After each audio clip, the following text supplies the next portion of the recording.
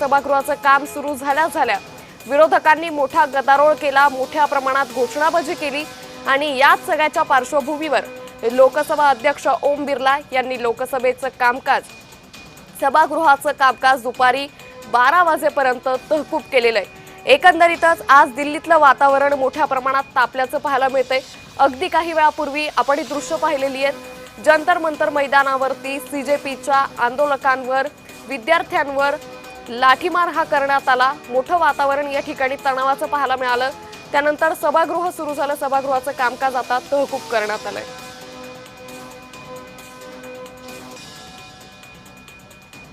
तर विरोधकांनी मोठा गदारोळ सभागृहाचं कामकाज सुरू झाल्या केला होता।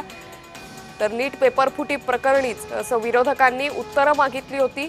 मात्र आता दुपारी 12 पर्यंत संसदेचं कामकाज हे पूर्णपणे तहकूब करण्यात आलेलं आहे।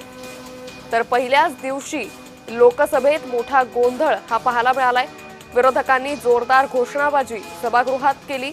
तर अगदी काही वेळापूर्वीची ही दृश्य जंतर मंतर मैदानावरची जंतर मंतरवरती आंदोलकांवर सुरक्षा रक्षकांकडून लाठीचार्ज हा करण्यात आलेला आहे। विद्यार्थी आंदोलक हे आक्रमक झाल्याचं पाहायला मिळालेलं आहे। एकंदरीतच आता 12 वाजेनंतर जेव्हा सभागृहाचं कामकाज सुरू होईल त्यानंतर मात्र आता या सगळ्यावरती काही व्यवस्थितपणे चर्चा होते का हे पाहणं अतिशय महत्त्वाचं ठरणार आहे। सगळ्यांच्या नजरा खरं तर या पावसाळी अधिवेशनाकडे लागलेल्या आहे, कारण देशातले अनेक मुद्दे हे विरोधक या सगळ्या मुद्द्यांवरून सरकारला घेरण्याच्या तयारीत आहे। आणि अगदी सुरुवातीला कामकाजाच्या पहिल्या दिवशी सभागृह सुरू झाल्या विरोधकांनी मोठी घोषणाबाजी केली आणि त्यानंतर मात्र दुपारी 12 वाजेपर्यंत सभागृह हे तहकूब करण्यात आलेलं आहे।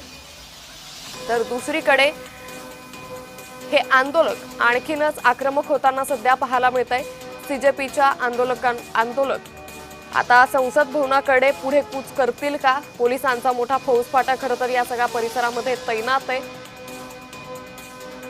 हे सगळे आंदोलक पुढची भूमिका कशी घेतात? अभिजित दिपके सगळ्यात महत्त्वाचं लक्ष ज्यांच्या भूमिकेकडे लागलेलं आहे। अभिजित दिपके हे नेमकी पुढची भूमिका कशी घेतात हे पाहणं महत्त्वाचं ठरेल।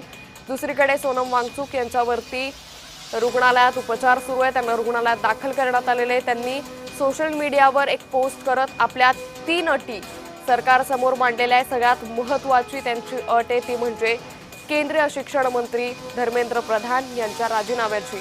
तर लगभग 7.5 करोड़ बच्चों का भविष्य लूटा गया हो 150 से ज्यादा पेपर लीक से, इस पर इस संसद में बैठी नशे में चूर, सत्ता के नशे में चूर सरकार की जवाबदेही सुनिश्चित की जाए। शांति प्रिय गांधीवादी तरीके से अगर कोई साथी संसद तक आकर विरोध दर्ज करवाना चाहते हैं तो इस सरकार को पुलिस प्रशासन डंडे बैरियर के माध्यम से पूरी दिल्ली को परेशान करने की आवश्यकता क्या है? क्योंकि प्रजातंत्र की जगह अब इस सरकार के मन में, संविधान की जगह अब इस सरकार के वचन में नहीं बची है। धन्यवाद।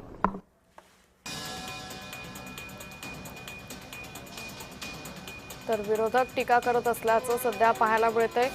विरोधकांकडून या सरकारवरती सडकून टीका या सगळ्या प्रकरणानंतर तो हम लोग कहां जाएं और हम लोग कहां गुहार लगाएं?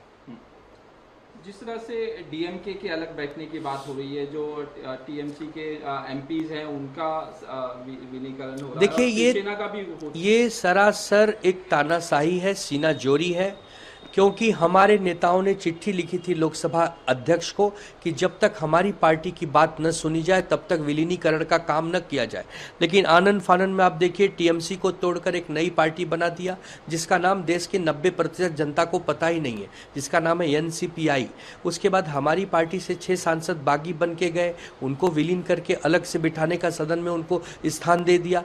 हम बार बार यही कह रहे हैं कि क्या ये लोकतंत्र है? क्या वो सांसद हमारे नाम और चिन्ह पे नहीं चुन के आए हैं? जब हमारे नाम और चिन्ह पे चुन के आए हैं तो उनके नेता हम हुए, उनके भाग्य विधाता हमारी पार्टी है। जो पार्टी तय करेगी उनको करना पड़ेगा।